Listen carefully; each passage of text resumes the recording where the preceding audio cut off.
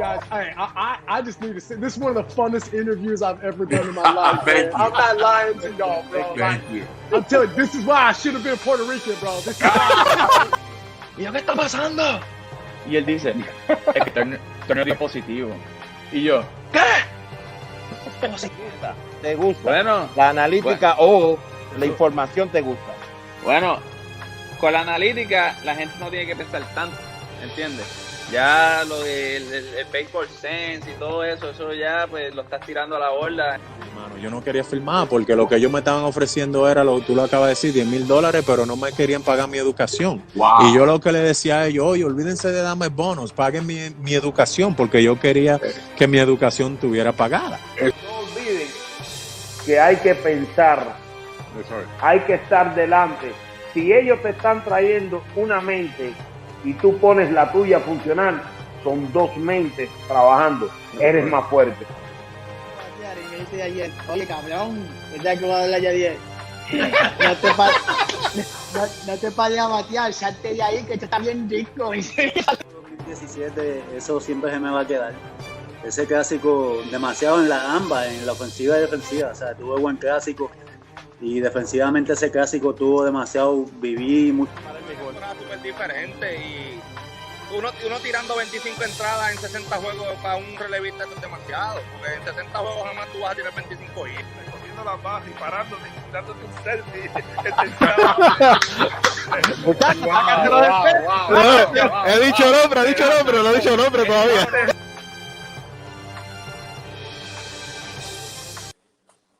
Saludos mi gente y bienvenido a un programa más de Me Gustan Los Deportes junto a Baerga y sus amigos. Este es su amigo de siempre, Arnold Palillito Santiago, dándole la bienvenida. Tenemos otro programita bueno para usted. Tenemos entrevista hoy, así que usted ya sabe, tiene que echarse para atrás, acomodarse bien ahí y dejárselo saber a todo el mundo. Así que derechea, comparte este video con todo el mundo, dele like, haga lo que usted quiera con este video, pero tenemos una entrevista increíble. Este individuo que está aquí con nosotros hoy, solamente 6 individuos como él en las Grandes Ligas, en la historia de las Grandes Ligas han logrado algo que usted aquí se va a enterar. Así que mire, déjeselo saber a todo el mundo que Me Gustan Los Deportes junto a Baerga y sus amigos tiene un programa especial hoy para ustedes esta noche. Así que le vamos a dar la bienvenida a mi partner del estudio, el ex Grandes Ligas, Carlos Baerga. Saludos, Carlos. Saludos, Palillito, y saludos a toda la gente que está conectada con nosotros y los que se van a conectar, porque hoy tenemos un show espectacular con un gran amigo que me recibió en Nueva York cuando yo llegué después de aquel cambio en el 96, Palillito, que nunca me voy a olvidar. Yo no quería llegar allí, pero este fue una gran persona. John Franco, de verdad que fue de gran ayuda para mí cuando llegué allá. Y ¿sabes qué? Que muchas cosas buenas han pasado en el día de hoy, que aquí es que te vas a enterar. Me Gustan Los Deportes. Mantente en sintonía con nosotros. Definitivo, así que ya usted lo sabe, esta es una buena excusa para usted coger la bolsita de tostito, la salsa tostito preferida de ustedes, para que mire, usted se pueda sentar donde usted quiere, en la mesa, en la cama, en el sofá, donde usted le dé la gana. Esta es la excusa buena para el día de hoy. Esta noche usted se va a comer su bolsita, bueno, no las bolsitas, se come las papitas de la bolsita, lógico, de los tostitos. Sabe que la familia Santiago y nosotros nos encanta la salsa de aguacate con pique, pero salsa regular, la de queso, la que usted quiera. Usted solamente asegúrese de coger su bolsa y su salsa tostito, porque usted ya sabe que cualquier excusa es buena para comer tostito. Y si usted necesita un plan médico en Puerto Rico, Baerga tiene el tuyo. Es así, es First Medical, el plan que tiene la cubierta para ti y tu familia. Es por eso, ¿sabes qué? Que First Medical tiene el plan directo, libre, ¿sabes qué? De selección, con un 69.21 mensual. ¿Sabes qué? Con una amplia red de proveedores, con el 100% de hospitales, beneficios en farmacias, visión, dental y seguro de vida. ¿Sabes qué? También los hospitales Metro Pavía Health System y Metro Pavía Clinic te van a ayudar. Llama ahora al 888-801-0801 y suscríbete online a firstmedicalpr.com, el plan que te da más, la bandera de salud de Puerto Rico. Bueno, señores, y siempre recordándole a todos que le damos las gracias por el apoyo que nos dan. Sabemos que estamos en la página nueva Me Gustan Los Deportes oficial, pero esto lo puede ver en vivo en el canal de YouTube de Me Gustan Los Deportes. También lo puede ver en la página de Carlos Baerga. Así que estamos seguros que usted lo puede ver donde usted lo pueda conseguir, pero corra la voz, déjele saber a todo el mundo, mira, Me Gustan Los Deportes, aquella página ya no existe. Tenemos que venir para Me Gustan los Deportes oficial, y yo sé que usted lo puede hacer. Corra la voz, porque Molusco le tumbaron la página de Instagram y ustedes están corriendo todos para seguir a Molusco también. Saludos a Jorge Pavón, que no se me olvide, y Ali Guarito, caballito, cogí tu mensaje, gracias, usted es caballete, Ali es bostoniano y siempre está pendiente a lo que pasa con los Medias Rojas de Boston a través de Me Gustan los Deportes oficial. Así que, Baerga, la noticia es tan buena. Vamos a estar hablando de pelota, vamos a estar hablando de par de noticias interesantes, lesiones bastante duras, yo creo. Hay una de ellas que es bien, pero que bien dura. Pero antes que hagamos todo eso, Vargas, yo creo que tenemos que traerle el invitado de la noche de hoy para que usted, mire, se ponga al día. Si usted no sabe quién es el invitado de esta noche, aquí tiene un la como siempre. Humor says it with that straight face. Struck him out. So Foster. And the Mets leading now by a score of 8-2 with Lenny Dykstra, the batter. Count of 1 ball and 1 strike. And this ball hit down the first base side. Isaski there and takes it.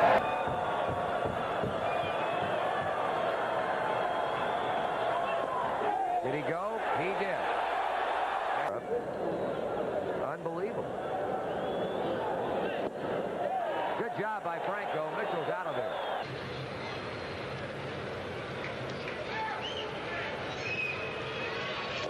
That's it. Screwball, and the ball game is over. Save his 400th game at Shea Stadium. Great story. Puck number 400 in the books for John Franco.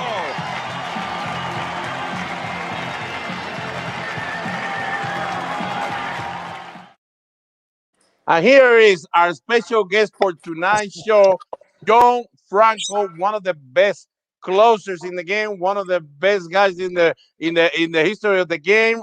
I mean, welcome, bienvenido a Me Gustan los Deportes junto a Baerga y sus amigos. Thanks, guys. Thanks for having me. What? I'm getting a little old, so I gotta put my glasses on like you guys. Now I can see you guys. Okay. What an honor I have to have one of my best friends in this game that God gave me the opportunity to play with him in 1996. And this guy was the one of the guys that opened his arm when I got traded to over there. When I don't want to be in New York, this guy made me, to have fun in there, and I really like it, really enjoy it. But you know what? The thing that I can say about this guy, water heart, this guy have. Come through all the time for us, never say no, always say, let's close this game, and we're going to close the deal. And this guy make it happen from the New York Mets, and it's an honor for me, to have you here. Thanks, Carlos. Good to see you. It's been a long time since I've seen you. Last time I saw you, we were both skinny. So That's true. It's true. I got some that's what happened when you get the rice and bean going 24/7, Mofongo and all that stuff. Oh my God, that's awesome. Johnny, where are you from originally? I'm sorry, I didn't hear what you said, Carlos. Where are you from? I'm born and raised in Brooklyn, New York City. Lived here all my life. I live in Manhattan right now with my wife and my youngest daughter. My 2 older children live in Manhattan also, but they live in different sections of the city. I've been here since I was a little bambino. So now I'm 60 years old, and I still love. There's nothing like New York City. Like I told you when you first got here, you'll love it here. There's even during the tough times, during 9/11, during the pandemic, the city always finds a way to come together. New Yorkers are tough, and we always try to stick together. So New York is where you want to be, Carlos. Cleveland was nice, but New York is better. Yeah, you better sneak that in. The Big Apple. You better be in the Big Apple too. And let me be quiet because I live in Boston, Massachusetts. I need to be quiet. I don't want to say too much. John, growing up, because we know that you weren't a tall guy. I mean, so I want you to tell the kids and everybody that is watching, how was your upbringing with sports? Did you only play baseball? Do you did other stuff? Do you were always a pitcher? How was your upbringing there in New York? Okay, so in Little League, I was a pitcher. About 11 years old, I started pitching. but I also played shortstop, a left-handed shortstop. So Rey Ordóñez. Yeah, I used to be able to hit too, Carlos. I used to be able to hit. Yeah, better than Ray. So I played in Little League, then in high school. That's really where I really got excelled and became a really good player. When I didn't pitch in high school, I was a center fielder. And I was a leadoff hitter, so I made the all-city honors in high school, and then I received a scholarship to St. John's University, and at St. John's, that's when I really learned how to pitch. We had a great pitching coach. His name was Howie Gershberg. He was my pitching coach and Frank Viola's pitching coach. So Frank Viola and I were there together. So in the 3 years that we were there together, we might have lost maybe 6 games in 3 years between Frank and I, and I was the only freshman to ever pitch 2 no-hitters my freshman year, and really had three no-hitters altogether, but 2 my freshman year, and that record still holds at St. John's. But Howie's the one that taught me how to pitch, how to think. In high school, you're just a thrower, and you strike everybody out, and it's easy. But in college, it's a little different. You're facing better hitters, better teams. But going back to high school, I thought I was going to get drafted out of high school, and they were saying that I was too small. I was going to ask you that, yeah. Piccolo, too small. Yeah. So, and that really disappointed me because I thought I was good enough to get drafted. I really had good high school career, good senior year, and I remember it was a New York Mets scout that told me I was too small. So, but now that I look at it, it was probably the best thing for me because I really wasn't ready to play professional baseball. I wasn't big. I was small, skinny. And then when I went to St. John's, I started, doing the weights and learning how to pitch and watching the older classmates, teammates, how they pitched. And then everything fell into suit that way. And then my sophomore year, we went to the College World Series. And we lost in the College World Series. And then my junior year, I got drafted by the Los Angeles Dodgers in the 5th round. Wow. So, and then with the Dodgers, I was with the Dodgers for 2.5 years, and then got traded to the Cincinnati Reds for Rafael Landestoi. Yes. Rafael works for the Mets now, so for almost 20 years, something like that. And it's funny because every time I see Rafael now, he says I owe him money because if I didn't get traded, my career, I have to pay him because I had a good career and I made a lot of money. He said, so I have to pay him. Wow. Rafi does a great job with our Dominican team and the kids from the Dominican Republic and down in spring training with all the young Latin players. He's you guys know Rafi. He's a hard worker and he demands respect and teaches the kids how to play the game the right way. So with that, I got traded from Cincinnati, and I was in Cincinnati for 6 years, and Pete Rose was my manager. Wow. And great time in Cincinnati, and it was a good place to start because Cincinnati was a small city. They only had 1 newspaper, 2 newspapers, 1 radio station, almost similar. Cleveland, right, Carlos? They're not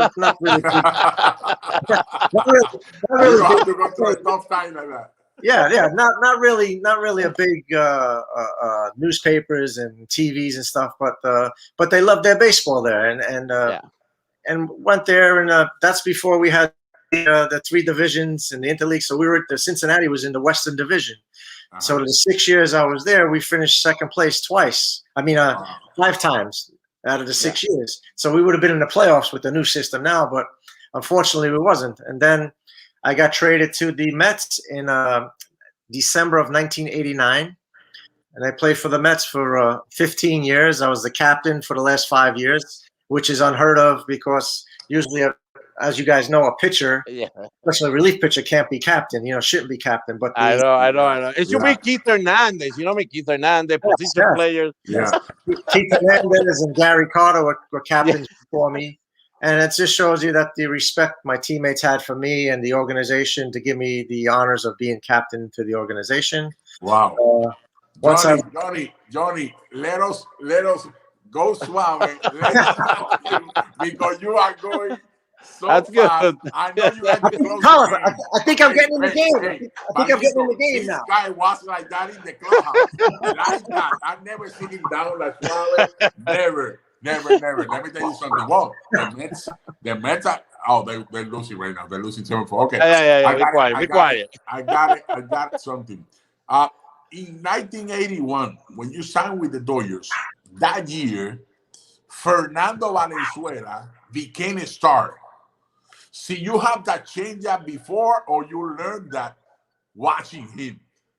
Oh yeah, watching him was great. You know, always with the eyes up in the air. You know, Fernando and I remember Tommy Lasorda saying there's only two kinds of people who are the Dodgers and people who want to be the Dodger. You know, so and being that I was Italian, Tommy's really liking to me because he used to tell me, I don't like you because you're Italian. I like you because I'm Italian. He used to tell me. So, but the Dodgers in '81, they won the World Series in '81. I remember. Yes. And we were in. I was in Scottsdale with the instructional league with the Dodgers when they won, and all the minor league guys, we thought we were going to get World Series rings because the Dodgers won too. We got nothing.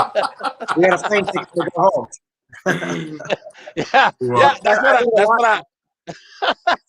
That's what I always thought. That we always, when I was in the minor, I was like, Cleveland needs to win the World Series so we get a ring.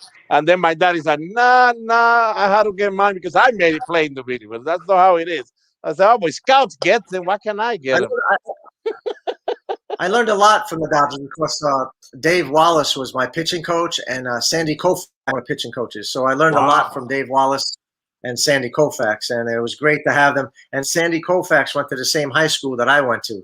So, and they have a pitching award named after him, and I won that pitching award. So, and my father was a Brooklyn fan, and Sandy was from Brooklyn, so it was an honor for me to meet him and work with him. And he taught me a lot about pitching, just like Dave Wallace is my favorite pitching coach of all time. Dave Wallace, I mean, for everybody that is hearing here and watching us here in this interview, remember Dave Wallace, guys, in Puerto Rico, was a winter league pitching coach for a long time in Puerto Rico when the Dodgers were with Santurce. My dad was the GM of that team, and that's how I remember the Dodgers was always involved with that, and that's how Kevin Kennedy went to Puerto Rico and managed, and everybody else that was working with the Dodgers. John, when you were with the Dodgers, you were a starter pretty much. I mean, you were not completely a closer or nothing like that. I mean, all of a sudden you get the news that you get traded.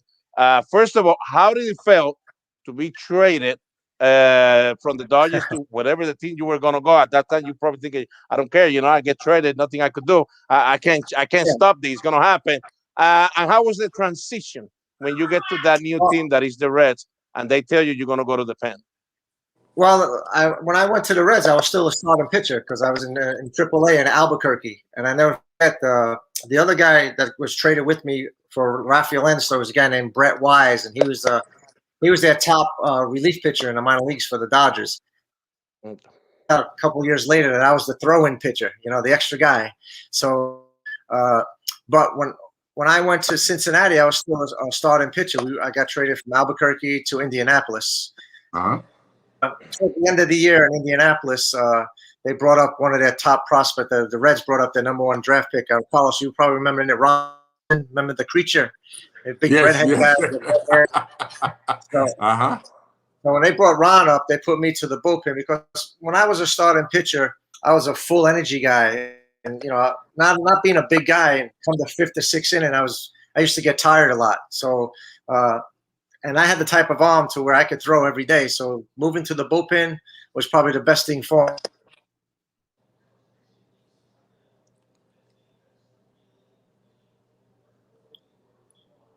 They say, are you there, Young? You there, Young? Yeah, I'm here. But you guys are fraud. You guys throw. Okay, yeah. All of a sudden, we couldn't hear you. We're like, oh, okay, what's going on? Yeah. Hey, we're live, guys. We're live. But the best thing that happened was when Cincinnati moved you to the pen because you went to AAA in 1994 and you just spent 6 games and then you got called up. Tell me about when they call you up to the big leagues. They call you up. Well, funny, I got called up to the big leagues on April 24th, and I never forget that day because that's my wife's birthday. So I got called up on my wife's birthday, and it was called up in Atlanta. and I was with the Reds had moved from Indianapolis to Wichita, and we just got back from a road trip, and the minor league manager was Gene Doucette. Called me up, and he said, "Hey, you just got called to the big leagues. You got to get on a plane and go to Atlanta." And I thought it was one of my teammates playing a joke on me, so I hung up on him. And then he called back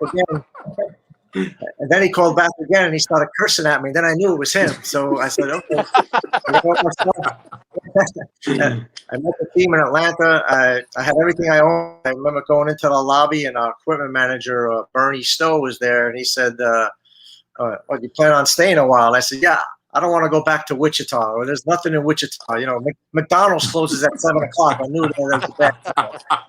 So, and unfortunately for me, that night I got in the game, and my first hitter I faced was, I believe it was Claudel Washington, and he got a base hit off of me, and I gave up a run. I had bases loaded with 1 out, and Dale Murphy was coming up, and I remember, and Dave Concepcion came to the mound when the pitching coach came out, and Davey said, "Relax and have him hit it to me." And I was like, I wish it was that easy, right? So I threw a couple of changeups. Dale Murphy did. He hit a ground ball to Davey, double play. We're out of the inning. I run off the field. I go up to the dugout. I go up to the bathroom. Bleh, I throw up all over.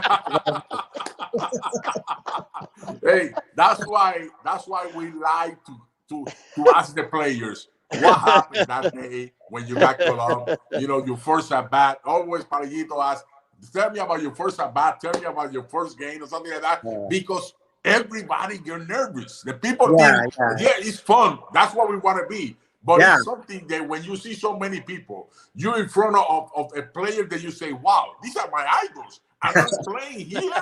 Wow, that's special, man.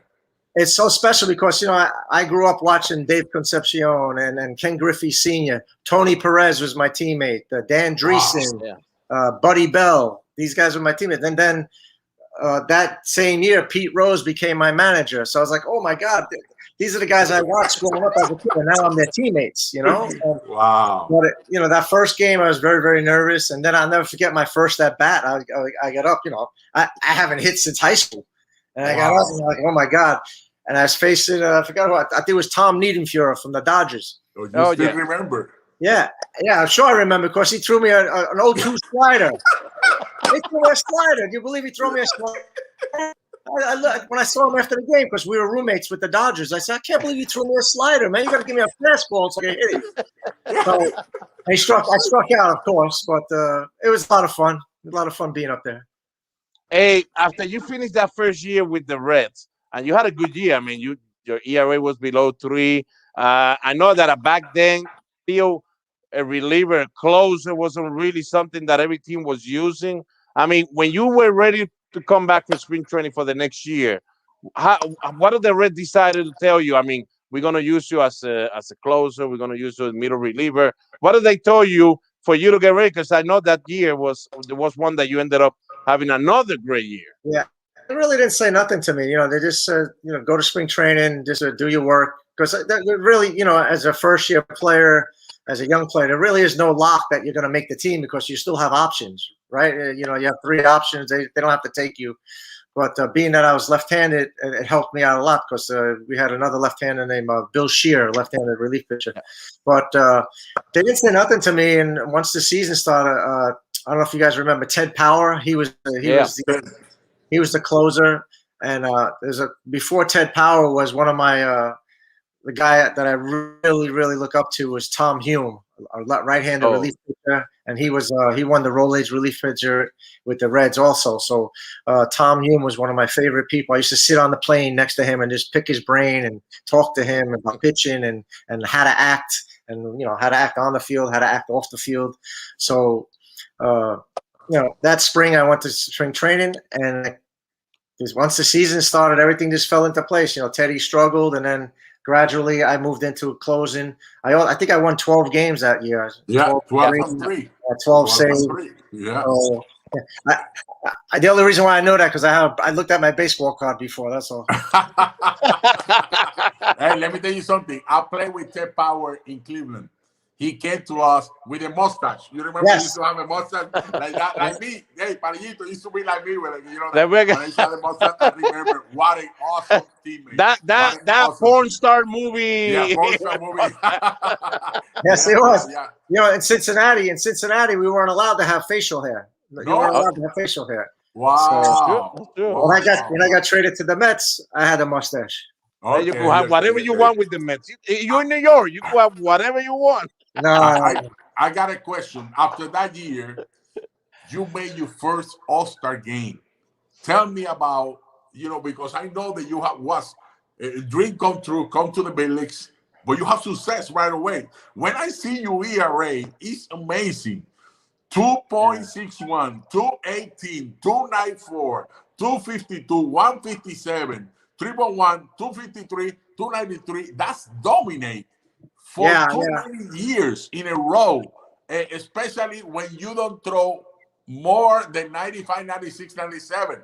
You know, like all the closest throw and stuff like that. You was a different kind of closer. But you tell me about it. You know, made the first All-Star game and be in that clubhouse with those kind of players.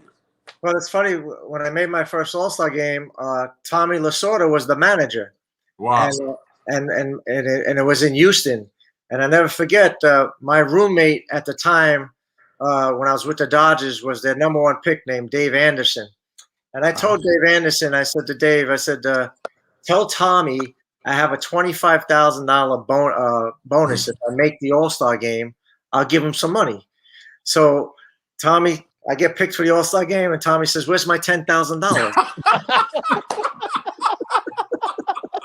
And Carlos, I swear to God, up until Tommy died last year, every time I saw him, he's like an elephant. He didn't forget. You owe me $10,000 for the All-Star game. he's still how here. Yeah, but oh man, that's nice. That game was in Houston. I didn't get to pitch in that game. They didn't use me in that game. So, but I was in that dugout with a lot of guys that I grew up with, watching, and it was just, Ozzie Smith. I had to pinch myself, and in the All-Star game, Carlos, they have all the balls on the table, and you got to sign the balls and the bats and this and that. And I'm signing the balls next to all these guys that I grew up with, and I said, "Wow, I finally made it, man! I'm one of these guys, And, awesome. It was just great. It was just great. Really. If you would have paid Tommy before the game, then you could have been in the game at least for 1 hour, man. Okay. Johnny, you can't. But I do. Pay him with money or pay him with food, one or the other, I remember. I still do. I collect baseball cards, and I remember a baseball card that back then they used to do baseball card for the All-Star game too, and it was you and Fernando Valenzuela in the same baseball card, and it was nice, because you used to be with the Dodgers, and there was people saying, you imagine if you could still have John Franco in the bullpen and Fernando Valenzuela. I don't know, John. I'm gonna tell you one thing. If that would have happened, if you guys would have been with the Dodgers, I think Fernando would have lasted a little longer because Tommy just had him there every day, 8 innings, 9 innings. And I think if you would have a John Franco in the back, I think you would have saved Fernando a few innings. Back then, there was no pitch count. Wow. You go until you can't throw no more. Now 50, 60 pitches for 5 innings for a starter, that's a quality start. Not back then. You throw 100, 115. Palillito, I'll let you ask me that question. Let's do it. Let's start it. Talk to him, Palillito. Talk to him. John, I know that baseball has to evolve. I know that. But I think the game right now, and we would like for you to tell us how you feel about it, because everybody that comes here, we talk to them, and they say whatever they feel about it. And just be honest. You can just be as honest as you have to be. And I think the game, I don't know, the evolve of the game, I hate it. I hate this thing of 4 inning, 5 inning, just the bullpen, matchups, a lot of matchup. I know back then there was matchup, but now it's like, oh my God, 3 pitches for just to get 1 out, or 3 pitches just to try to get 1 out, or I don't know. And then all these infield chief and all this stuff they do, launch angle and all that. How John Franco felt, because you got to at least play in 3 decades. So you got to see a lot of different things. And when you got out of the game, there was already things happening that you probably were going like, I think it's good that I'm going out. Yeah, I don't think I would have been too happy with the shift. The shift or coming in extra innings with a man on second base already with nobody out. I mean, that's little league. That's little league stuff. Yeah. And now double headers of 7 innings. I think the analytics is good. You could use some analytics, but you still have to have the feel for the game. You have to have the eyes, the heart. You have to. If a manager's got to know his players, just because on a sheet of paper it says so and so is hitting 300, but those could be 3 infield hits, 3 for 10 infield singles. So I think the analytics are good. I think there's a lot of video. I think sometimes there's too much information for the players. They think too much instead of just going out there and having fun. It's hard for me to watch the game. I watch the Mets all the time. I watch if there's games on TV. I watch, but when it goes into that extra innings and there's a man on second base with the new rules now and a double headers 7 innings, the pitcher, the strategy of the game. Nobody bunts, nobody hit and runs, nobody steals no more. It's all either a home run or you strike out. So and then all the shifts. If I was a hitter and they were shifting on me, I learned how to bunt. I get at least 10, 15 hits all the time. Nobody wants to do it. And John, I'm asking you because that's one of the things that we keep seeing. I mean, I work here with a baseball academy. We got 18 kids in that. I mean, from 7 all the way to 16 years old. But the way people are teaching for the last 15 years at this level, they're pretty much teaching to pull. You have to pull. You're not a pull hitter. So, I mean, we do want these guys in the big leagues to do it, to kind of bunt, go the other way. But, John, I mean, for some reason, baseball hasn't noticed, and these people hasn't noticed, we're teaching them to do this. How the heck they're going to change? It's not going to change. And then once they come to the big leagues, even in the minor leagues, Carlos, your son played in the minor leagues. My son played in the minor leagues. They weren't allowed to bunt. They're not allowed to bunt until after like the 7th inning, and then you're allowed to bunt. And because there was a certain percentage. If a guy was on base with 1 out, he had a 70% chance of scoring. And with 2 outs, it's just crazy. It's just crazy. When I took to Cincinnati, Pete Rose, you used to watch Pete Rose take batting practice. And he switch hitter like you, Carlos, right? Yes. You get up, right-handed, hit 10 balls to right field, 10 balls in the middle, 10 balls left field. Left-handed, and the same thing. He sprayed the ball all around. You don't see batting practice. What do you see now? Guys trying to hit home runs all the time. All the time. All the time. And They don't have a war habit. They don't know how to prepare themselves for the game. They just want to hit homers and everything changed. But you know what? Now you're talking, listening to you. Now I'm thinking about, what about you putting the closer in the 10 with men on second base, a jam over third base, like today. Today, the Minnesota Twins lost the game without a hit in the 12th. Palillito.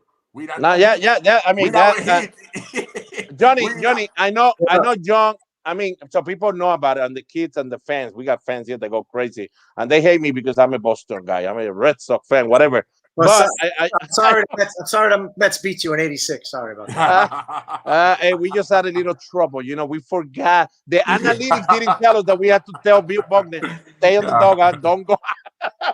It happened. But I mean, this what's going around, John. You were one of the most confident guys when you got up there. You were going to do your job, and nobody could beat you and all that. And that's the mentality. I mean, there's no way you could say over 400 games if you don't do that in your career. We know that. But how it has to be different when you're just going out. You're warming up, and you already know there's a guy in second. Yeah, it's not fair. It's not fair. It's not fair. The pitcher is at a disadvantage. The game they're making it for all offense. The home runs, this and that. You put a man on second base. If I come in the game with a man on second base and I give up a bloop hit and we lose, I'm gonna be fighting somebody because that's my living right there. So it's not giving the pitcher a fair opportunity. And they talk about speeding up the game. Maybe if the umpires called more strikes and work on the strike zone, that might help too. But and the guys would challenge a little bit more. A lot of guys come in, 1-0, 2-0, 2-1, 3-1, 3-2, nitpicking instead of just trying to challenge them. So, but John, they don't have to challenge just because they know they're gonna be there 1 or 2 innings. They have no idea. Yeah. I mean, I don't want to face these guys, so I just walk in. I don't care if I get behind, and that's why when you guys were playing, it's like, man, if you don't throw strike, if you don't get people out, if you don't challenge guys, you're gonna go back to the minor leagues. I mean, you're out of there. Somebody else that will do it. But right now, it's like, don't worry, go out there and try to do your best. Oh, 45 pitches. All right, we're done. Yeah. Johnny, you are one of the best relief pitcher of the game. You was in 4 All-Star games. You was 2 times Raleigh Relief Man of the Year, the reliever of the year, 3 times safe leader in 88, 1990, 94. You got traded from Cincinnati to the New York Mets. But something happened in the Mets. You know, when you guys put together, you know, a team to go to the playoff, to the postseason, and to the World Series. And that was something that I know that you was missing, you know, in there to go to a World Series. How important it was for you, how happy you was. Yeah, you know, it's funny because when I got traded from Cincinnati in 1990, they went to the World Series. So and then I got traded to the Mets in 1986 and 1988. They were the World Series and the playoffs. And me, when I got there, it was nothing, you know, nothing. until 1999, Bobby Valentine became our manager. He put a good team together. We had a pretty good bunch of guys. We fell short to the Atlanta Braves. Atlanta always gave us a hard time. You remember that, Carlos? Yeah. We had a lot of hard games, fought games, close games, but we always found a way to not being able to beat Atlanta. Harry Jones. In 2000, we played the Giants and we played the Cardinals because the Cardinals beat Atlanta. So we were kind of glad that the Cardinals beat Atlanta. Yeah. But to get to the playoffs in 99 was like my 17th year. Finally, I got into the playoffs, and then in 2000, the World Series. And I got the only win in that game in the World Series too against the Yankees. But all those years playing in New York and watching the Yankees win, you know, you get a little jealous, but you want to be there. But you know, I wouldn't change it for the world. But obviously, I would love to have more opportunities to play in the playoffs and World Series. And so people know, John. I mean, now that you were talking about when you got traded in '89, that passed to the Mets, and then of course the Reds made it to the World Series in 1990. I mean, when that trade happened, what was your mindset? Because you were going back then in '89, the Reds were 12 games under 500.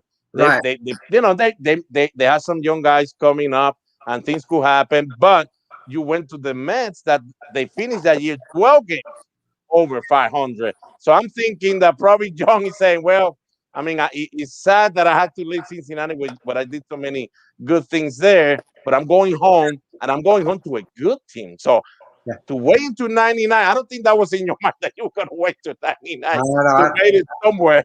No, I didn't think so at all. I thought we were going to get in the playoffs a lot when they got traded to the Mets. You know, I grew up a Met fan.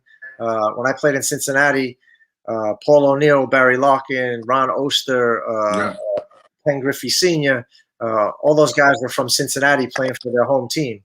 And I said, boy, I would love an opportunity to play for my home team, the team that I rooted for. To come home and play for the Mets and be in the same locker room with the Tom Seaver was there and the guys that I watched growing up, and finally get to meet Tom Seaver in spring training and became good friends with Tom Seaver. It was a dream come true. And as a kid, that's all you could ask for, an opportunity. And I got an opportunity to come home. For 15 years I played here, so it was kind of easy for me and easy for my family because you don't have to uproot your family. Your family can stay in the house. They just pack a bag for 2 weeks and go to spring training and so on and so forth. So it was a great experience for the 15 years that I was here playing with them. Johnny, what happened in May 11 in 1996 against the Chicago Cubs on that John Franco day? You have What happened in that day, bro?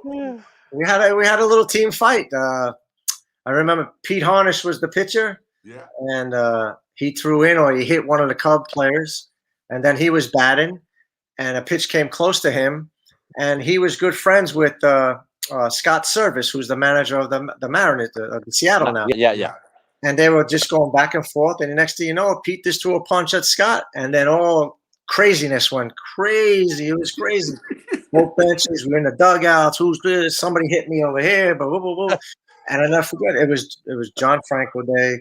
My daughter and her friends were there for her birthday party. Oh my God! And I was, if I look back now, I wish I would have never happened. But I'm a team guy, and somebody messes with one of my teammates, I'm going to jump in there and try to help out as much as I can. And I never forget when everything was broken up, my uniform was all out of whack. I had a cut under my eye, and the umpire came to the dugout and he said that you're out of here. And I said, me? Why? Why am I thrown out? And he says, look at you. And I said,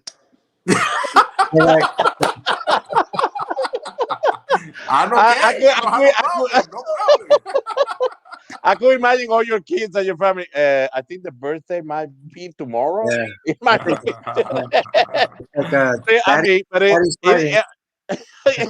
That was nice. That was nice. I mean, because I was there young. I was there in Baerga. I was there in 1989. It was in the summer. It was in Shea Stadium. I think you were with the Reds. Rob Debo hitting Juan Samuel, I think it was, or Kevin Elster, or Tim Tuffle. I don't know who it was. Tim Tuffle. He hit Tim Tuffle in the back. And I remember because every time in the summer, I used to come to New York from Puerto Rico, and Tony Perez is the godfather of my older brother. So we always stay with Tony. We go to the hotel. We stay with him, blah, blah, blah, blah, blah. Go to the game. And I remember him saying that day we met P. Rose. And I remember P. Rose was already, the investigation was starting to go through the commissioner and all this stuff. So P was, his mind was everywhere else except the game. But I do remember he saying, hey, you going to the game? You guys going? Yeah, we're going. I think I was 12 or something. And he goes, well, buckle up.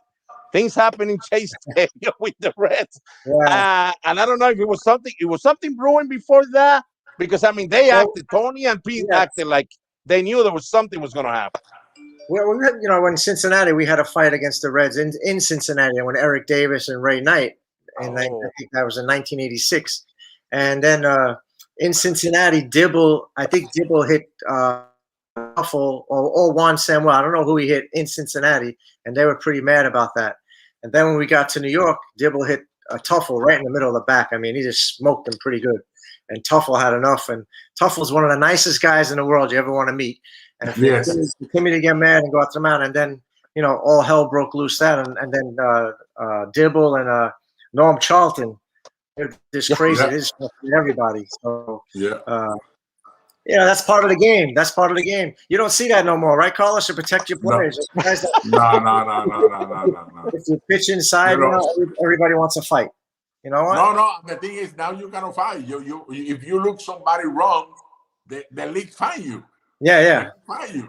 That's something right now. It's like the other day.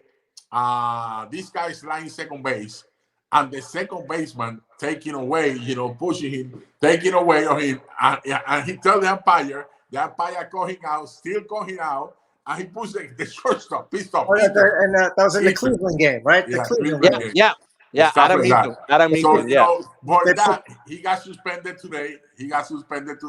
Stuff like that. It wasn't a punch throwout, stuff like that. But the game has changed so much, man. All the fines that they're giving to the players, like last year, like Carlos Correa, and against the pitcher for the Dodgers, because the guy looked at him and stuff like that. Yeah. Fines 5 days suspended. Hey. Why suspended? No punch throw or anything like that. So I don't know what's going on, man. It's kind of crazy. John, you are unbelievable, man, pitcher. That I had the opportunity to watch you did your job, saving games and stuff like that. You did it with the Cincinnati. You did it with the New York Mets, and I know that you always want to win that World Series. That everybody won. That World Series against the Yankees, especially in your hometown, had to be the best moment of your career. Yeah, it was really special because. It hasn't happened for so many years, 2 New York teams playing in the World Series, and the whole city kind of just like shut down. I mean, everywhere you went, everybody was watching the games, everybody was talking about it. There was so much enthusiasm, so much electricity in the air that everybody just loved it. And you remember, Carlos, when we were driving over from Shea Stadium to Yankee Stadium, the police escorts and everything like that are going there. It was just great. The crowds were very, very good, and the New York fans were great, both Met fans and the Yankee fans during the World Series. Unfortunately, we lost, but it was a great experience for me to be there, and for my family to see me there, and for my friends, and for the organization. We got to the World Series. Maybe if we win Game 1, and maybe things could, we had a chance to win Game 1, and we didn't win Game 1. Who knows? It could have been different. We could have split 1-1 at Yankee Stadium, then come back to Shea Stadium. But that's the way the game is. You play one game at a time, one inning at a time, one at bat at a time, and you never know what's going to happen. John, I mean, you were able at least to play in the playoff. The 2 times that you played in the playoff, 2-0, 1.88 ERA. I mean, you did your job. I mean, you can't ask for anything else than just have a chance to play, plus do good. I mean, you want to win, of course, but at least at the end of your career, you want to say, hey, at least I did my job. It didn't come through. But how you felt when your first time in the battle for the Hall of Fame? Yeah. I was pissed off. Seriously, and I'm still pissed off because I think the way you did it. I mean, one guy that is in the Hall of Fame right now, and it's nothing against him or whatever, but I think Lee Smith, his last 5 or 6 years, he was able to just be with a bad team and just save games. Save game. Don't worry about it. You could have a 3.90, 4 ERA. Don't worry, just save as many games as you can. But you had to deal with, you were always, fighting to try to battle with teams that in the division that was tough and all that. And I think that should be taken in consideration. 400 save is something that only 6 guys have been able to do it. And with your stuff, you're not an overpowered guy. You check out the other guys; they all have great things to do. Grew fastball for a while. I mean, how do you make you feel that just you were only there and you got only 4.6% of the ballot? Yeah, I was disappointed because if you look at the Hall of Fame. The Hall of Fame is about numbers, right? So numbers, you got numbers, 300 home runs, or 500 home runs, 300 wins, 3,000 hits. Those are numbers that guys get into the Hall of Fame. Mm-hmm. The guys who are in the Hall of Fame now, or right before when I was on the list, they had 300 saves, maybe less than 300 saves. I have 400 saves, and being a left-hander in the history of the game, the number one, the only one. I mean, it's just a little lack of respect, I think, and hopefully, I still got a chance with the Veterans Committee when they can vote guys in. I think it's next year, and I'm hoping that being that Lee Smith got in now, I think it might help me with an opportunity to get in now. So we'll just have to wait and see. I'm in every Hall of Fame but that one, so let's just hopefully that the Veterans Committee. I look at it, if there's a certain number that each category where a player gets into the Hall of Fame, like I said earlier, 500 home runs, 300 wins, 2,000 strikeouts, whatever the numbers are. Yeah. I think I deserve to be in there. So I don't know, man. I just feel like they use the number one way when it's certain people. They use another way when it's certain. Because for me, Bernie Williams too should have stayed a little longer and give it a little more break. But at least you and Carlos Delgado, big shame. Shame. It's like they use the number whatever way they wanted to use it. And you had no chance to help yourself no matter what. A lot of people say, well, Delgado, it's a Latino. Yeah, what John Franco is, a Mexican or something? Come on. He speaks English. My brother's Julio Franco, so That's a good one. This guy is a funny guy, man. I'm telling you. I remember every time we fly to different places, I was in the back of the plane and we was joking around, smiling the whole way through California, from New York to California. We have fun. It was a fun time to play with you, man. It was awesome. Yes. I say, man, you are the number 5, the best reliever on the game. Mariano Rivera, Trevor Hoffman, Lee Smith, Francisco Rodriguez, and John Franco. They only left game at Shea Stadium. In there, relievers, unbelievable. He played in 1,919 games, 424 saves, 975 K, 9.89 ERA, Palillito. That's amazing. Yeah. That's Hall of Fame. 9.89. Those numbers are unbelievable. You have to be, for us, you're a Hall of Fame, and it's an honor to have you tonight with us. It's been great, fun, like always. Thanks. I really like it. Thank you, guys. I appreciate being here. It's always good to see you, Carlos. It's been a long time, so hopefully we run into each other somewhere along the lines. Now that you're living in Atlanta now, right? That's what you were saying? Yes, so yes. Maybe we'll run into each other somewhere along the lines, but continued success on your show. And, let's just watch baseball and have a good time doing it. I see you in the Carlos Alfonso ceremony for the Hall of Fame. Okay, yes. Yes, in July, right? In July, yes. I'll see you guys. So, John, have fun, and hopefully one day we could see you somewhere. I don't know, coach or something. I mean, because I think you'll be great for the game. Yes. I mean, but we do understand that the new baseball is kind of like John was not a 97, 9800. I mean, we don't have to. He's not going to be able to help, but I mean, it's what you have here. Big heart. You gotta have a heart. There you go. So nice seeing you, my man. Nice meeting you, and hopefully, take care. We could see you in the Hall of Fame soon, my man. Okay, you guys take care, brother. Take care. God bless you. Well, ahí, señores, teníamos a John Franco, para mí, Baerga. Es más, si no lo ponían en el Salón de la Fama, que por lo menos tuviera en la boleta, por lo menos unos 6 o 7 años, para de verdad darle el break y estudiarlo bien. Pero yo creo que el comité de veteranos, como él dijo, después de Lee Smith y lo de Harold Baines, yo creo que él cae en ese lugar donde lo pueden estudiar bien y decir, mano, este hombre, porque hasta cuando a él lo removieron de closer, Baerga, él todavía tiraba 2 entradas, él todavía hacía muchas cosas para ayudar a su equipo a ganar, y por eso es que fue el capitán, como él dice, ustedes lo respetaban cuando jugaron con él, por eso fue el capitán, un hombre que no pichaba todos los días.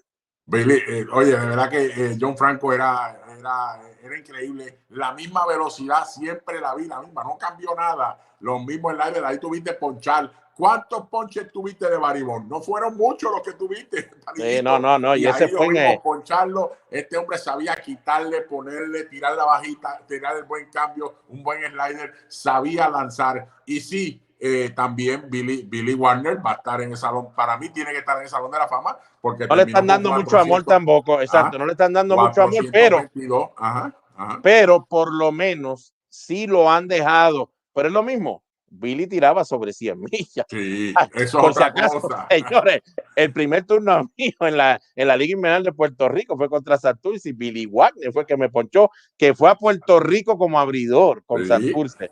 Y me dieron ese turno porque era chiquito, el que estaba en la loma, es un chiquito. Pero cuando llegué al cajón de bateo allí en el Visto, estaba duro.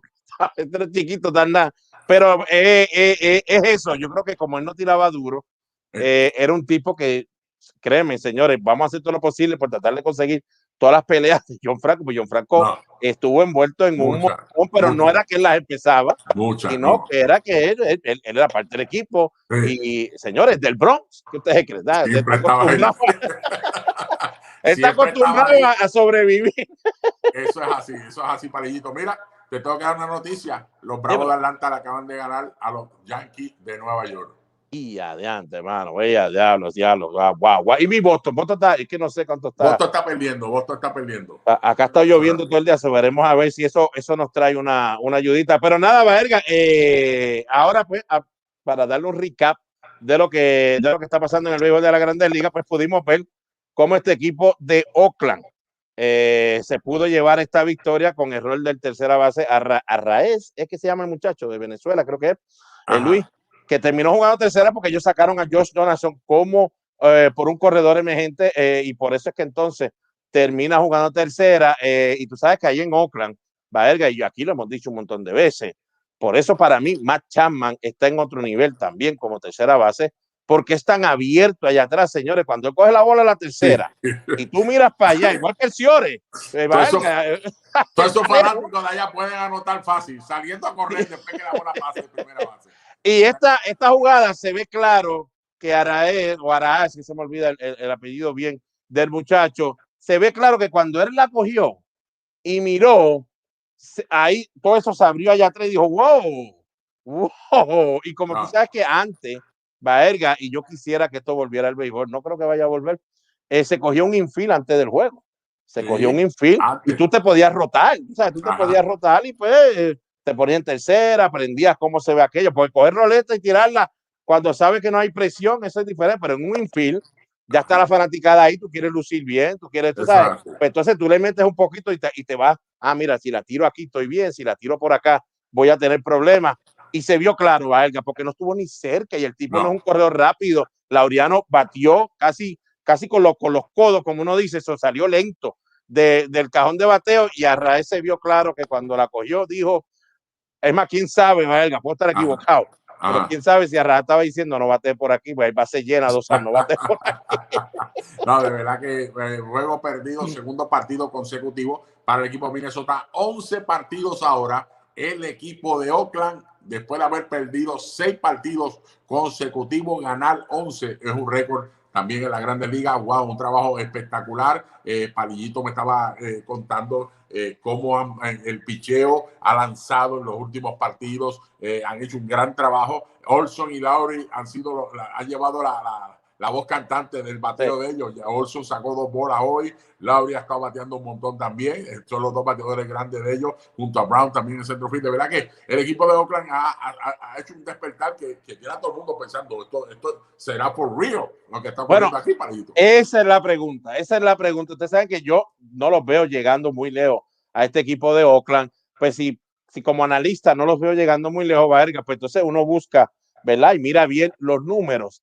Antes del juego de hoy, que no podemos decir que fue un juegazo porque los dos se cayeron a palos o las efectividades están por las nubes, pero vamos a verlo antes del juego de hoy, señores. Este equipo de Oakland tenía 6-0 en los últimos 6 partidos con 1.08 de efectividad y usted dice, wow, pues entonces están pichando. Pero entonces pones a mirarte antes de empezar esa racha de esos 6 juegos, los starters tenían 4.47 y el bullpen 4.49. Eso le estaban dando muy bien a estos lanzadores. Y tú dices, pero entonces, wow, de verdad que lo cambiaron tan rápido, Baerga, que ellos no tienen muchos caballetes ahí. Entonces tú mira, bueno, les tocó 4 juegos con Detroit, se comieron a Detroit. Entonces, y no fue a palo limpio, sino que que le ganaron a Detroit. Le ganaron 2 juegos buenos a Houston, porque ganarle a Houston no importa cómo sea, es un buen equipo. Esas 2 victorias yo tengo que contárselas bien contadas. Pero entonces cogieron a Minnesota, que no jugaba desde el viernes por la situación del COVID-19. Yo todavía, Baerga, digo que este equipo a mí, ganaron 11 juegos, señores, hasta en PlayStation. Eso es seguido. Olvídese, eso está brutal. Pero no los veo, Baerga, como aquel equipo, aquella vez que ganó 20 juegos consecutivos, el de Oakland, cuando el Moneyball, que tú decías, ¿sabes? Porque hablan del Moneyball, Baerga. Pero hello. Usted tenía unos caballetes ahí, Miguel Tejada estaba en ese equipo, Eric Chávez estaba en ese equipo, la rotación era 3 caballetes, incluyendo a Varicito, Mark Molden. No, Giambi se había ido en esa, era cuando Giambi se había ido, pero tú tienes a Mark Molden, tienes a ¿cómo era? Billy Cox, que salvó 48 juegos en el bullpen, ¿sabes? Ellos tienen un equipazo y tú lo veías, tú dices, contra, son 20 victorias, pero es porque este equipo no es malo. 11, Baerga, todavía Manea todavía tiene efectividad sobre 6 puntos. Bassett, frío y caliente. Montana tiene 6.75. Todavía, yo no sé, todavía para mí llegaron a una racha en el punto clave. Ahora hay que verlos. Yo creo que van a terminar el mes jugando bien, porque ahora le toca a Baltimore también. Yo creo que ellos van a terminar jugando bien, pero yo creo que ya el mes que viene es que este equipo nos va a poder enseñar, Baerga. No, ella también ha jugado bastantes juegos en la casa, que eso también ayuda. En la casa es donde tú quieres ganar, porque ese es ese parque está diseñado para ti completamente, en el terreno, en la grama, en todo, y de verdad que, pero hay que felicitarlo en la sesión donde ellos están ahora mismo en primer lugar, el equipo de Minnesota junto con Seattle, que están ahí peleando ahí arriba. El equipo al otro lado, Palillito, Houston, pierde otro partido en el día de hoy. Colorado perdió 6 carreras por 3, el 9º juego en los últimos 10 partidos. Hoy empezaron a jugar, Machete empezó a jugar, los peloteros que estaban envueltos en todo esto, aunque no jugó Álvarez tampoco, que me sorprendió. No, todavía no tienen, exacto, todavía no tienen a todo el mundo, y nos comunicamos ayer también con Machete, y nos dijo, está frío, que ayer Machete hizo un tiro a segunda, diablo de madre anoche, ayer en el juego de ayer. Hoy estaban jugando bajo nieve. Esto no es excusa, señores, no es excusa, pero es un equipo que llevaba tiempo, unos muchachos que llevaban tiempo sin jugar, no el equipo, pero ellos llevaban un tiempo sin jugar. Y Baerga, debido a la pandemia, no puedes ir al parque a practicar, no puedes ir al cage, o sea, tú no puedes hacer nada, tienes que quedarte encerrado, aislado completamente. Yo creo que ellos lo que estaban era locos, salir de Colorado, que esto se acabe ya. Claro, ellos quieren ganar, señores, eso lo sabemos. Pero si no, vamos a salir de aquí. Tienen 7 y 10 ahora, pero van para su casa. Van para su casa, ahora van a estar con su familia. La cosa es más diferente, los protocolos, pues, es diferente. Baerga, no hace frío, estás en tu ambiente. Pero ellos saben, Baerga, ellos han estado, el año pasado ellos estuvieron peor que esto, podemos decir. Eso es así. Javier viene, creo que mañana ya está activado, va a estar activado el lanzador Javier ya de mañana en adelante. Así que yo creo que este equipo no es como, para mí, no es como yo ver a Oakland. Oakland todavía me tiene que demostrar. Houston para mí no me tiene que demostrar, sino que tiene que ponerse al día. Altuve todavía no está en el line-up, tú sabes, cuando todo esto se resuelva, yo creo que estos muchachos pues van a echar para adelante. Antes de continuar, que no se me olvide, muchos fanáticos se me molestaron porque yo puse la foto de Quique con la gorra de Boston, pero es que se la tomó así, señores. Pues mire, le arreglamos la otra con los Dodgers para que usted se sienta contento, pues ya. Claro. Pero como quiera, la B está ahí, tiene que estar ahí. Pero para que no se molesten, Baerga. Está bien, está bien. Ahí tienen aquí que hay que, oye, espérate, esa noticia, no. Ok. Wow, esta noticia puede ser una noticia fuerte para el equipo de San Diego. Palillito, te tengo algo que si quieres hablas lo que le pasó a la Met, para buscártela. Bueno, para que sepan, Dinelson Lamet, que usted sabe, estaba haciendo su debut porque él no empezó la temporada activo porque todavía estaba sintiendo unos problemitas y estaba tratando de ponerse 100%. Solamente duró 2 entradas, es verdad que ponchó a 4. Es uno de los lanzadores que usted sabía que el año pasado, hasta aquí lo habíamos hablado, que podía ser hasta el ganador de Cy Young con el equipo de San Diego el año pasado porque tuvo un año increíble. Corta la temporada, pero como quiera, un año increíble, pero terminó lastimado, y cuando fueron a la postemporada no tenían a Clevinger y no tenían a la Met. Este equipo de San Diego está sintiendo molestias todavía en el antebrazo. Para mí sigue sintiéndola de hace un tiempito atrás, no creo que fue hoy nada más que él la vino a sentir, estoy seguro que hoy fue que la sintió, pues lógico, más fuerte porque estaba en el calor de un juego de temporada regular. Y lo peor de todo esto, señor, en cuestión de la noticia es la mayoría de las veces cuando ya llega a este punto y sigue teniendo esa molestia en el antebrazo, Baerga, casi todos van al quirófano y terminan con la tomillón. De pasar esto, sería fuerte para San Diego y pues desearle mucha suerte también a la Met, que sería la segunda tomillón para él. De verdad que sería una pérdida grande porque este equipo ahora mismo, hoy puso su récord en 10 y 10, Palillito, empezando la temporada. No hay excusa. Está Fernando Tatís, ya está de lleno en el equipo, está completamente bien. Entiende, de verdad que no puede haber excusa. Se supone que esté todo corriendo como tiene que ir normal y no está yendo de esa manera, Palillito. Mira, aparte de la lesión de que le pudiera pasar, porque es en el antebrazo, como tú estabas diciendo, el bateo del equipo de San Diego. Mira, hoy en la octava entrada tenían 3 corredores en bases y no anotó ninguno de ellos. Déjame decirte cuántos peloteros han dejado en posición de anotar. 159 en esta temporada y no han podido traerlo. Están número 26, rankeado entre average y rankeado en slugging %. Tú no puedes ganar de esa manera, especialmente cuando estás compitiendo contra los Dodgers de Los Ángeles, que el año pasado, ¿quién ganó todos esos puestos, Palillito? Pero tú lo sabes, pero se lo digo yo, me van a matar ustedes. Los Dodgers de Los Ángeles, en todo esto de slugging, average, batear con corredores en base y todo eso, fue el equipo que más batió. O sea, para tú competir contra los Dodgers, tú tienes que jugar mucho mejor, y si tu cuerpo monticular no lo estás dejando pasarle 4 entradas, porque lo que le está haciendo Blake Snell es increíble, y no puede ganar. Ayer, Palillito, el que tiró el no-hitter, ponchó a 13 y perdió el juego. ¿Verdad? Así mismo es. No, así es. No, es la realidad y al no tener a la mente, que tú lo sacas de esa rotación, ya usted sabe, como le dijimos, no tienes tampoco a Clevinger, que era uno de los que ellos pues, dieron mucho por él para tenerlo en ese equipo. Pues mira, la cosa se hace bastante difícil para ellos y si ellos toman las decisiones, Baerga, ¿verdad? Que siguen tomando, no sé, porque ahora pedirle ahora a Blake Snell, hey, Blake Snell, ahora tú, ¿sabes? Te vamos a dejar ir, me imagino que le pueden decir, te vamos a dejar ir un poquito para que puedas tirar sellos, 7 entraditas, que mamey decirlo ahora, señores, que mamey, él no es zángano tampoco, ¿sabes? Él no es zángano, ¿sabes? Me estás pidiendo algo que no confiabas en mí y ahora estás confiando. Una cosa que tenemos que entender, señores, hay equipos, Baerga, que no están acostumbrados a jugar con el bull, como dice el americano, con el bull size, la tarjeta en ellos.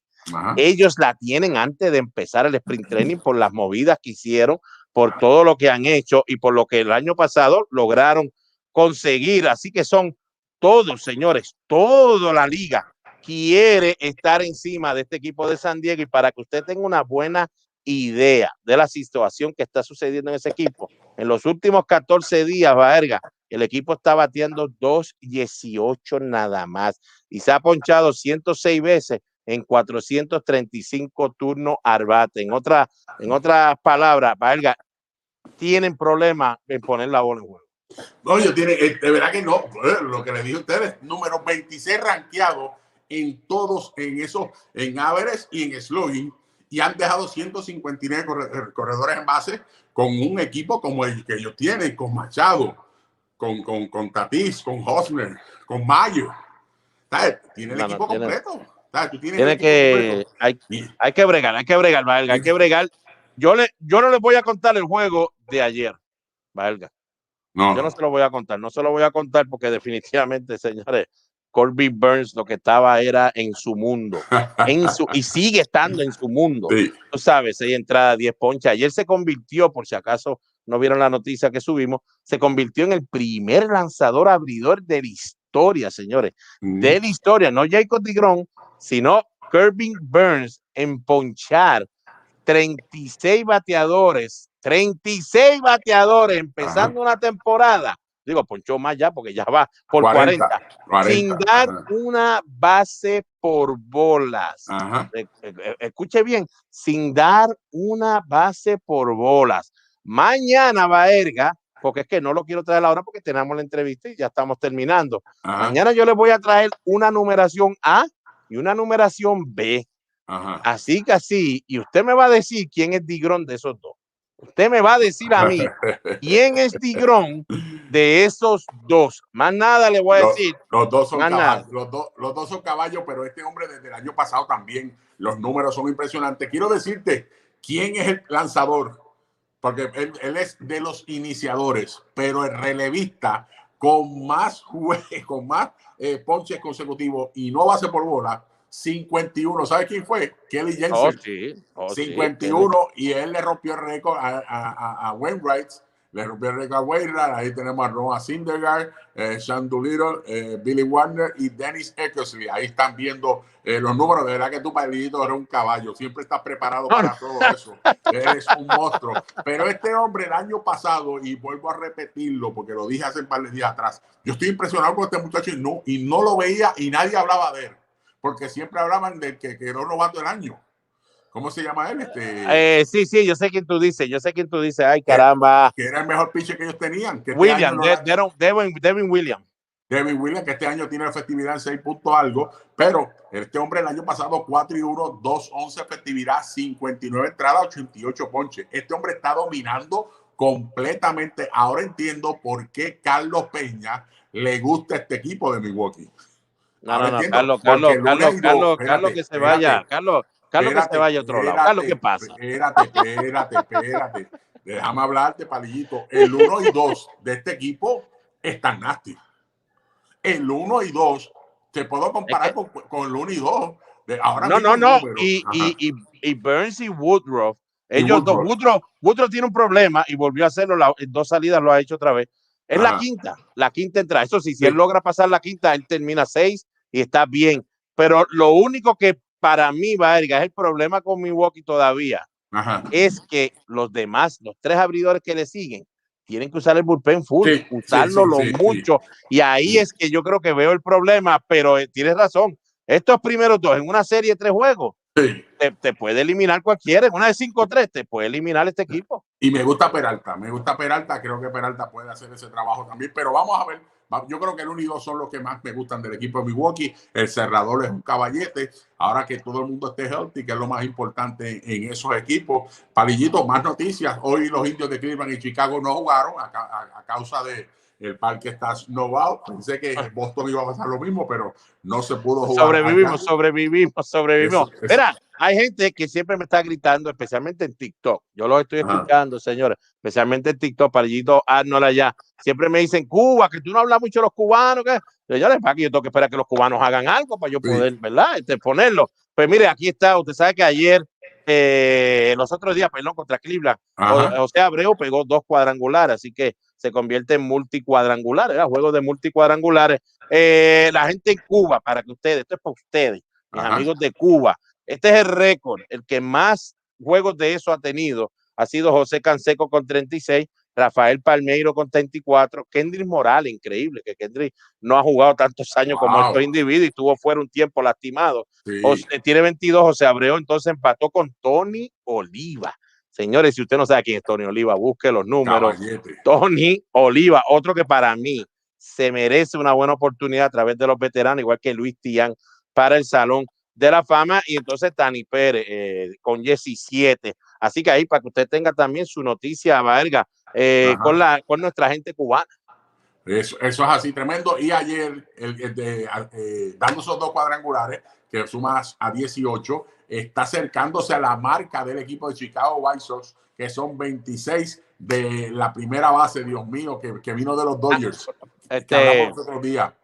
Paul Conelco y Frank Thomas, que es el líder en 27. En todo eso tengo que anunciar que nuestro Javi Baez acaba de dar Grand Slam en el día de hoy, poniendo el juego, creo que lo puso 14-4, una pela. Y al otro lado, nuestro Francisco Lindor conectó su primer cuadrangular de la temporada. Ya los fanáticos están más tranquilos. Hoy estaba teniendo 3-2 Palillitos. Ya la gente estaba más respirando hondo, tranquilo. Bueno, es que son muy pocos los que estaban hablando. Lo que estaban hablando, yo creo que eran muy pocos. Felicitaciones, por aquí también lo habíamos dicho antes, lo que faltaba era que se hiciera oficial, pero cuando hablamos con él ayer también nos dijo, mira, Palillito, lo que pasa es que vino el revolú del COVID y toda esa cuestión, y entonces pues no pudieron hacerlo oficial, pero ya nosotros aquí habíamos dicho hace como una semana, Baerga, que ya estaba casi terminándose el deal de nuestro Martín Maldonado. Es un año, 5 millones, y entonces tiene un vesting option, lo que llaman un vesting option para el 2023. ¿Qué fue lo que tú habías dicho? Hay algo ahí puesto, no tengo que confirmarlo bien, pero si él cachea el año que viene sobre 90 partidos, ahí rápido se activa el año 2023. Completamente. Tiene que cachar sobre 90 partidos para que eso ocurra. Se activa completamente. Pero y por eso es que estamos hablando un vesting option. Fíjate que está el player option, que es una opción del jugador si se quiere quedar o no quedarse, y el equipo no puede hacer nada. Si él dice que va a coger la opción como jugador, es la que él tiene. Pero entonces está la team option, señores, que si no la coge el equipo te tiene que pagar un dinero, hay un buyout para eso, y entonces está el vesting option, que entonces si tú llegas a unos números que ellos ponen contigo en un contrato, pues entonces automáticamente esa opción pues tiene que ser agarrada. Baerga, Venezuela ya tiene dirigente el equipo de los Cardenales de Lara, creo que es el primer laranense, como dicen ellos, de ese pueblo ahí, de ese lugar, que va a estar dirigiendo al equipo de los Cardenales de Lara, Carlos Mendoza, que en un momento dado fue hasta dirigente interino de los Yankees cuando Aaron Boone le dio la situación esa del corazón, que tuvieron que operarlo y eso. Él fue que entonces dirigió el equipo creo que fueron 2 juegos o 3 de sprint training. Pero Vargas, si te ponen a hacer eso, aunque sea un juego de práctica de sprint training, pues es porque tú estás bien cotizado con la organización. Sí, él está bien parado con la organización. ¿Te acuerdas cuando él fue con Espadita a Puerto Rico? que estuvo de bench coach con Espadita en Puerto Rico, cogiendo la experiencia. De ahí después lo vimos con los Yankees, subió a Grandes Ligas como coach de tercera base, ahora es bench coach. De verdad que esa experiencia es grande, y tener la oportunidad de estar en Winter Ball, de verdad que le deseamos lo mejor a Carlos Mendoza, un joven que ha decidido, ¿sabes qué?, comprometerse con la juventud, y qué bueno que va a estar sacando tiempo allá con los equipos allá en Venezuela. Así que ya lo saben, señores. Por favor, no me pregunten por la Liga Invernal de Puerto Rico, porque las noticias nunca son buenas. Déjame decirte algo, Palillito. Si tú tira lo que tienes ahí. De verdad que ayer comentaron en Gondol, que es ahora ¿cómo se digo?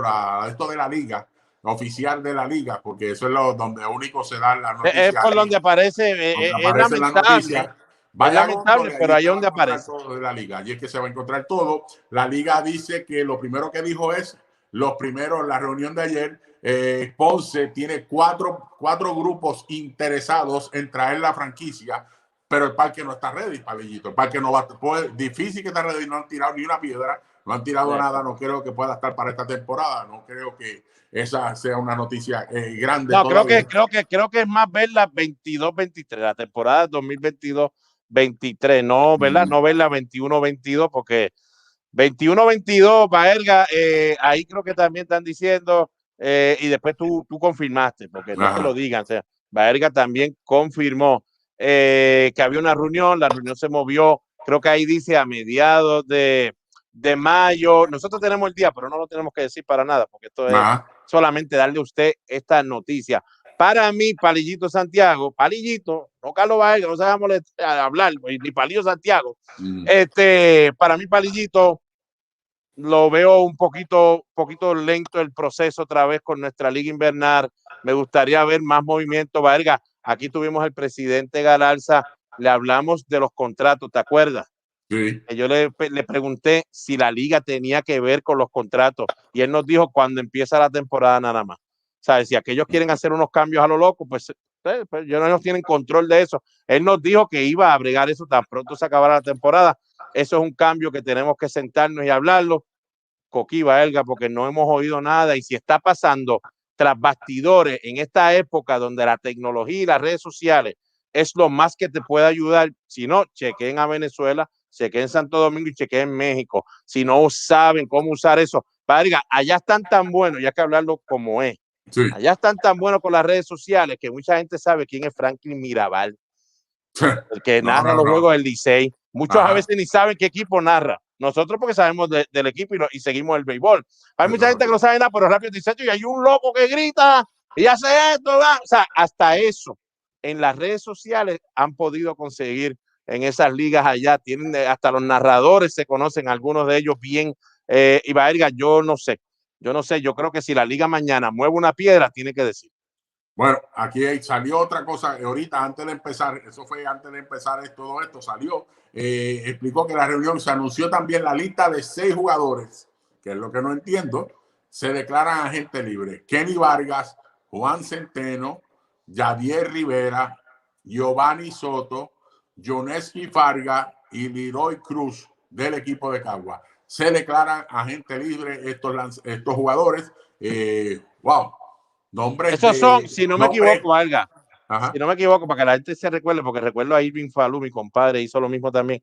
Creo que ellos le piden a la liga, hacen una petición a la liga para pedir, por si acaso, que la gente no vaya a pensar que es que Mayagüez lo dejó libre o el otro. No, sino que estos peloteros, hay un proceso que ellos pueden utilizar y pedir, creo que no sé cuántos años en cada equipo, algo así. Tienes que jugar un cierto año sin coger años libres, algo así. Tienes que jugar todo el tiempo, no, hoy no voy a jugar, pues todo esto es lo que está pasando en nuestra liga. No se sabe si Aguadilla va. Bueno, el de Aguadilla dijo que quizás no vaya. Si Aguadilla va, Baerga, serio. Si Aguadilla va, nuestra liga tiene problemas. Bueno, tiene problemas En la forma que leí la noticia, creo que el alcalde de Aguadilla no, los chavos no lo hay, el parque no está ready, el parque está vandalizado, tienen que arreglarlo también, entiende, todas estas cosas están pasando en nuestra liga, no se sabe si Manatí viene también el año que viene, son muchas preguntas, RA12, leímos todo el mundo, que el papá de Roberto Alomar dice que no se sabe todavía si el equipo va o no va. Nada, vamos a ver qué va a estar ocurriendo en los próximos días. Yo le tiro un texto al presidente de la liga, me gustaría que esté con nosotros aquí para poder hablar de todos estos temas y pronto pues también tendremos a Yamil Benítez también con la Asociación de Peloteros. Bueno, así que señores, eso es lo que le podemos dar hasta el momento, ¿verdad? De lo que está sucediendo. Baerga, antes de irnos rapidito, dame los scores. Tú tienes los scores allá, tengo. La internet está más lenta aquí. El score te lo damos aquí rápido. Danos el score de lo que ha pasado para irnos. Bueno, para irnos ya, déjame por aquí, que está subiendo. Déjame por aquí, ok. Vamos arriba. Ok, los scores en el día de hoy. 4-1 le ganó Atlanta al equipo de los Yankees de Nueva York. Oakland le ganó a Minnesota 13 carreras por 12. En la octava entrada, Toronto le está ganando a Boston 4 carreras por 2. En la séptima, Tampa Bay le está ganando a Kansas City 6 carreras por 3. Milwaukee le ganó a San Diego 4 carreras por 2. En la décima, Arizona y Cincinnati 8 carreras por 4. Esto es un doble partido que tenían ellos en el día de hoy. En la sexta, los Cubs le están ganando a los Mets de Nueva York 14-4. Grand Slam de Javier Báez y jonrón de Francisco Lindor también ese juego. Final, Miami le ganó a Baltimore 3 carreras por 0. Final, Colorado le ganó a Houston 6 carreras por 3. Final del primer partido de Cincinnati, Arizona. Arizona ganó 5 carreras por 4. Final, eso fue un juegazo de Scherzer que lanzó espectacular, que mañana tenemos que hablar de él, porque tiene la primera salida fue mala, las últimas 3-0-32 la efectividad, Palillito, si no me meto. 1-0 al equipo de San Luis. Final de Filadelfia a San Francisco, 6 carreras por 5. Final de Pittsburgh contra Detroit, 3 carreras por 2. Y en el segundo partido, Detroit gana 5 carreras por 2. Le ganó al equipo de los Piratas de Pittsburgh. Bueno, así que ya le tenemos todos los scores. El score que más usted tiene que escuchar es que los Yankees perdieron. Eso es más nada. O sea, de mi parte, yo solamente escuché que los Yankees perdieron. Eso fue lo que yo escuché. Y que Boston está perdiendo, pero no hemos perdido. Estamos jugando. Por si acaso, tengo por aquí a Julio Rodríguez. Hermanito, gracias por el apoyo. A todos los que están por aquí, que nos dice saludos, mi gente. Espérate, que es que yo soy ciego del comment. Julio nos dice, saludos mi gente, crítica constructiva, deben establecer un horario fijo, quisiera escucharlo en vivo, por pocos a veces coincido con su transmisión, luego tengo que verlo en diferido. Julio, esto es lo que pasa, nosotros siempre nos vamos a ir de 6 a 7, si busca la página Me Gustan Los Deportes, yo sé que estás en YouTube, pero busca la página de Me Gustan Los Deportes oficial en Facebook, arriba te tenemos el itinerario de nosotros, de todos los días que hacemos, de lunes a jueves estamos de 6 a 7 de la noche, entonces los viernes de 6:30 a 7, los domingos los tenemos temporeros hasta las 10, pero lo que pasa es que cuando viene una entrevista, porque acuérdese, si mañana me llama a mí o a Baerga, Baby Ruth, si estuviera vivo Baby Ruth, me llama Baby Ruth y le gustaría estar con nosotros a las 9 de la noche, pues nosotros no le vamos a decir a Baby Ruth, no, a las 6 es que lo hacemos, no, definitivo, y eso fue lo que pasó. John Franco mañana mismo tenemos a Eduardo Escobar y vamos a las 9. Que el juego del primer juego, el juego mañana de Cincinnati y Arizona es a las 12. De ahí ellos vuelan a Atlanta, que es 1:30 de viaje. Va a llegar como a las 6:30, 7 de la noche. Y le dije, pues tranquilo, lo que llegas al hotel, pues a las 9 hacemos la entrevista. Por eso que mañana la entrevista de Eduardo Escobar, que va a estar aquí, tremenda entrevista para que sepan la historia de cómo se pudo desarrollar y convertirse en pelotero que se ha convertido, va a estar con nosotros y estamos buscando, ya casi estamos, hablé hoy con Ozzy Smith, le dije a Palillito y le envié hasta los textos de la gente nueva que tiene Puy. Yaciel Puy, vamos a traer un cubano, queremos traer un cubano para ustedes, vamos a traer a Yaciel Puy. Yaciel Puy, que acaba de firmar, va para México, o va a estar viernes, sábado o domingo, uno de los 3 días va a estar con nosotros, ya eso es oficial, ya hablamos ya con la gente con la señora esta, ¿cómo se llama ella? Es que yo soy malo de nombre, pero sé que tú dices. Luma o algo así es que se llama ella. Lupa, Rachel Lupa. Sí, hoy pues estuvimos testeando con ella, también Pete Rose, Palillito, yo no te lo había dicho, Estamos tirando la P-Rose, queremos tenerlo aquí. Nosotros queremos traerle entrevista a ustedes, que podamos gozarnos, disfrutar de historias de peloterazos. De Ozzie Smith también, Palillito, ya me contestó, me va a dejar un día. También estamos tratando de traer todas estas grandes estrellas para que puedan estar con nosotros y usted pueda disfrutarlo, aparte de todo lo que pasa en la Grandes Ligas. Mira, de 4-3, Francisco Lindor en el día de hoy también. Pues mira qué bien, mira qué bien. Así que Julio puso por ahí que es fanático full de nosotros, y sabemos, caballo, porque sabemos que la página es nueva y todos los que están aquí empezando con nosotros, sabemos que ustedes son fanáticos fieles porque la página todavía no está empezando nueva, como uno dice, empezando de cero, pero gracias. Siga compartiendo la página, dele like y siga disfrutando con nosotros. Pero lo mejor de todo es que vamos a hacer lo posible por traerle lo mejor a ustedes. Gracias también a nuestros auspiciadores, Tostitos, que usted sabe que cualquier excusa siempre es buena para comer tostitos. Y First Medical Health Plan, que es la bandera de salud de Puerto Rico. Baerga, ¿algo más antes de irnos? Nada, nos veremos mañana, ya usted sabe, aquí a las 9 de la noche con Eduardo Escobar, tercera base y segunda base del equipo de Arizona Diamondbacks. Estará con nosotros mañana. Nos vemos. Mira, mami, se le cayó el diente. ¡Se le cayó el diente! Quien nos conoce sabe que aquí en Puerto Rico todo se festeja. Celebramos la llegada, 5 de mayo, las tradiciones de otros y, claro, nuestras victorias. Por algo somos uno de los países más felices del mundo. Tostitos, cualquier excusa es buena.